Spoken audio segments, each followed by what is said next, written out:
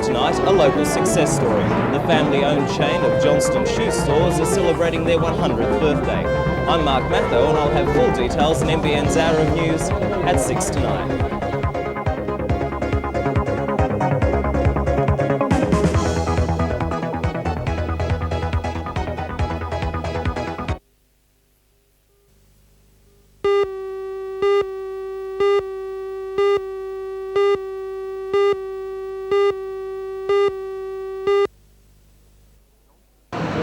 Johnston's High Street store tells the story of the family's success. Since 1923, it's been the base for the company's expansion to 7 branches and 40 employees. The store was overflowing with Johnston family members and well-wishers as the 100th birthday cake arrived. Maitland Mayor Alderman Pat Hughes and the State Member for Maitland Alan Walsh were among the guests. Mr Walsh reading a letter of congratulations from Premier Ram. The company has been family operated for 4 generations, starting with founder Alfred Johnston, who was a convict son. These days, the family is headed by brothers Alan, Basil and Colin, who keep a close eye on the way things are run by younger family members and get to do the cake cutting as well. Alan and Colin say the key to Johnston's success is good service. We've always tried to, give service and please people. A good staff and we've got a great staff. Service, as they say. A great, wonderful staff. The support of the staff over the years has been magnificent.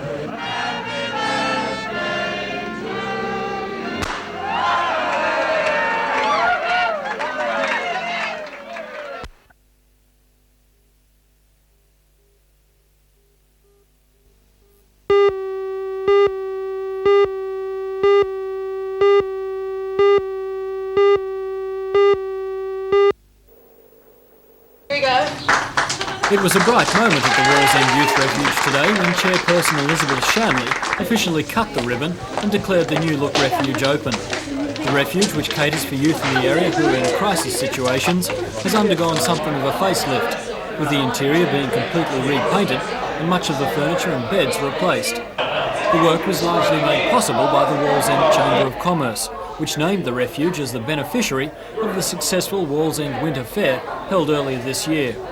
Funds were also received in the form of a one-off grant from the state government. To date, in excess of $6,000 has been spent on the renovations. The refuge workers also praised the efforts of volunteers and local tradespeople who gave their time. The importance of the refuge is apparent in last year's figures. It was able to help 200 youths, with that number again requesting their services.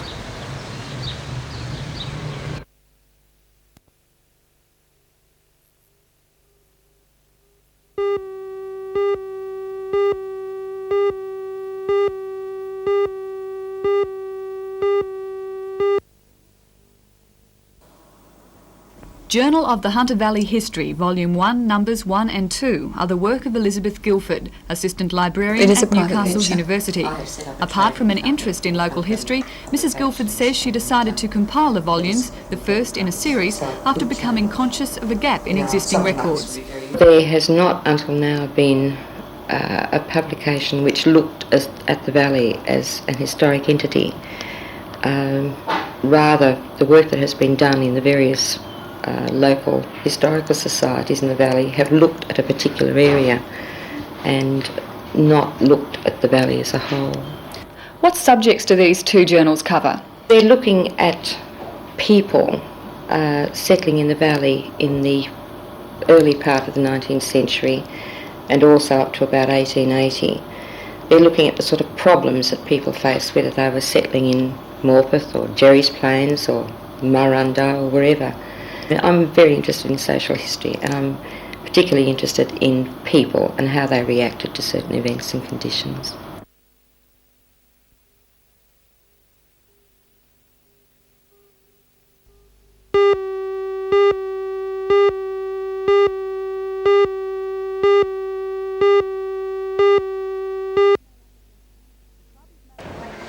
The club is made up of representatives from nearly every section of the timber industry, from the Forestry Commission to wood machinists. Students from technical colleges and high schools from throughout the Hunter region submitted entries in 5 categories, which range from furniture to technical pieces. For students like Robbie Craig of Merriweather High, entries represented more than a year's hard work. The winner of the open section was Ron Papworth for this teak table with intricate inlay work. Each category winner receives, in addition to a cash prize, a timber industry tour, which organises hope in the case of high school students may lead to employment opportunities.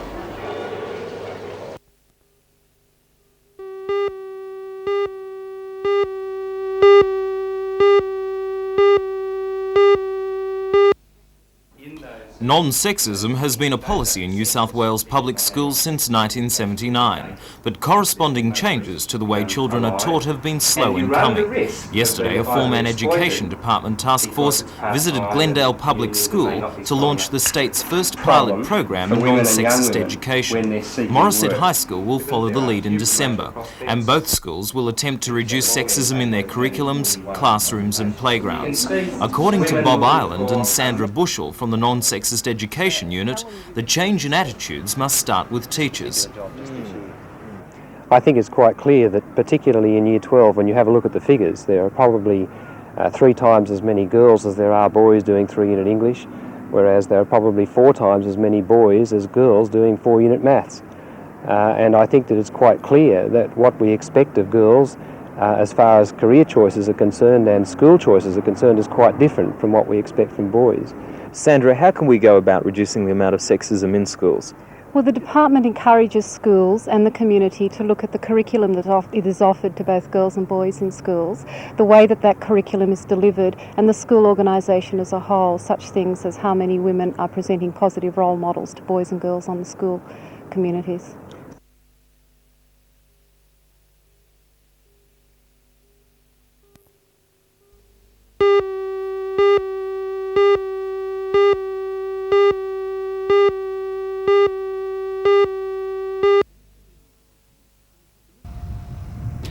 The rich alluvial floodplains of Maitland are a welcome sight for Neil Griffiths, who has taken up the position of District Agronomist after a similar stint with the Department of Agriculture at Narrandera in the state's far southwest.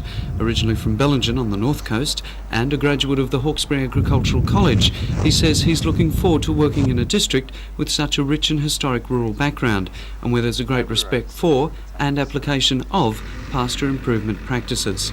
On the flats, the dairy farms, we'll be looking at improved pastures, ryegrass, fertilisers, just general management of those things. Once we get up into the hills, we'll be going more for different pasture varieties, and again the fertilisers and management, weed control, to try and optimise production from those areas.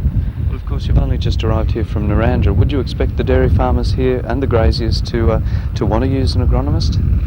Well, I hope so. I've got to get out in the next couple of months and try and meet a lot of people and just see exactly what they do want, what's been done in the past. But I think there's a lot of developments we can make, mainly on the pasture scene, but also fodder conservation and weed control. There's a lot of things, and I'll be out to find out just what they do want and where we go.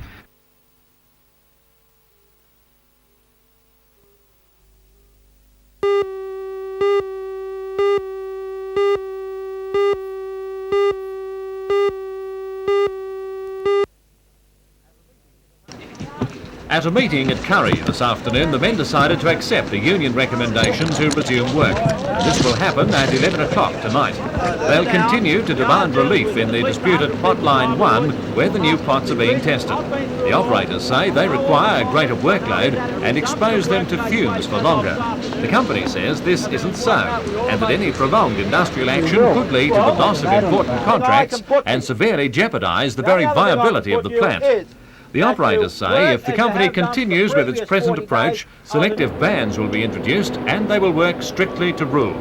A hearing set down for next Wednesday and the Arbitration Commission will go ahead, and there'll be a report back mass meeting on Thursday morning.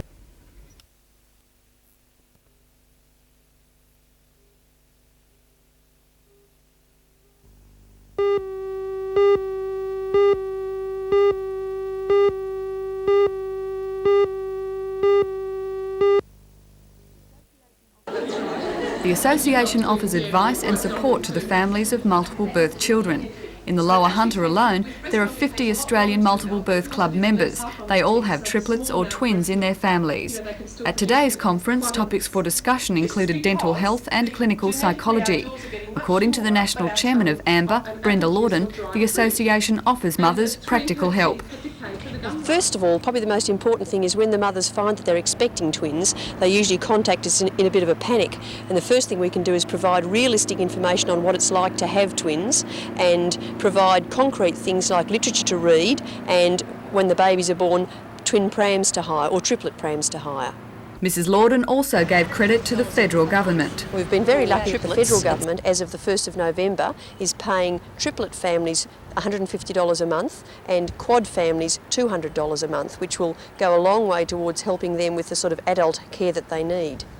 Meanwhile, at Morpeth today, former Girl Guides and guide leaders from throughout New South Wales gathered for the biannual meeting of the Trefoil Guild.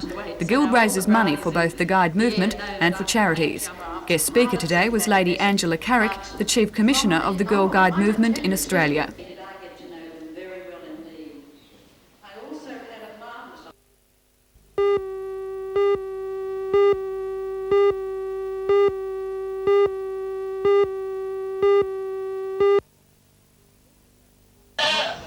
Dairy goats are mainly kept for the production of milk, cheese and yoghurt, although those youngsters not wanted for breeding may be sold as kid meat. It's an industry that's become increasingly popular during the past decade in the Hunter. Well, 10 years ago when we attended our first goat show in the Hunter region, there was only 2 exhibitors. Now we've got 15 here today. The breeders exhibited a total of 100 goats. The object of the show was also to dispel a few myths about their caprine protégés. Dairy goats are not junk eaters, except for the occasional nibble. In fact, they're very particular. These goats are fed a high-protein dairy meal similar to muesli. Goats don't like getting their cloven hooves muddy, and they also make wonderful pets. There are 4 main breeds of dairy goats. They were all represented today, including the Anglo-Nubians. They're the ones with the droopy ears and the Roman noses. Grand champion goat of the day was a Saanen, which is the most common goat found in the Hunter. The winning goat was bred on the Tonka Treat Stud at Bonnells Bay by Jeff and Sue Wright. One of the highlights of the show was the presentation of goats by the younger enthusiasts. Another trait of the animals came to light. They don't always do what they're told. The 5 children who participated each won a ribbon, and the excitement of the moment left one of the winners lost for words. What did you think of your goat, Belinda? Do you think it did a good job?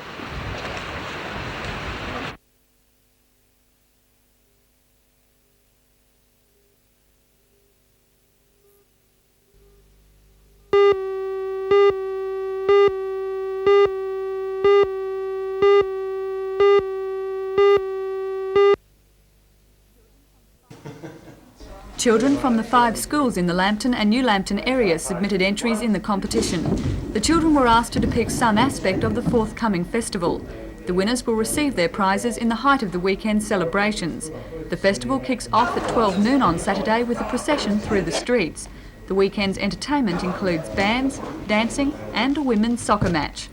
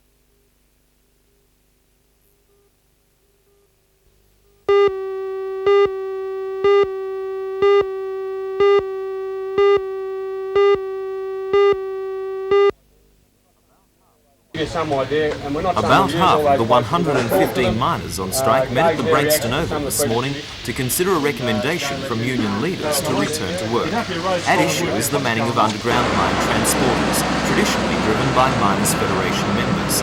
Usually the union has allowed a maximum of 2 senior management staff members to drive the vehicles when needed.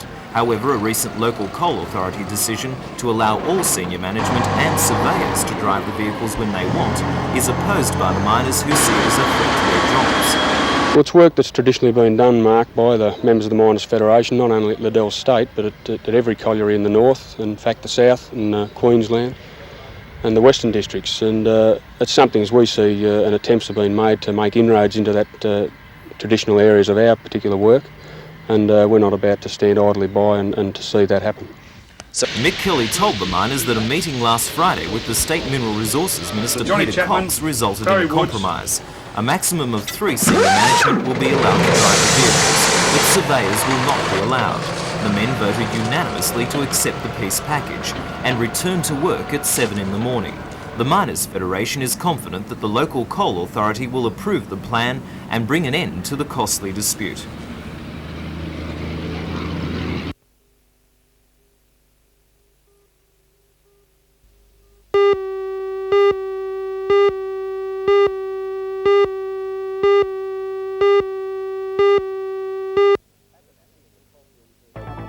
Abernathy in the coalfields near Cessnock is a small, tranquil and historic town. But all things change, and now the Abernathy Post Office, which is 70 years old, is closing down. I'm Mark Matho and I'll have full details in NBN's Hour of News at 6 tonight.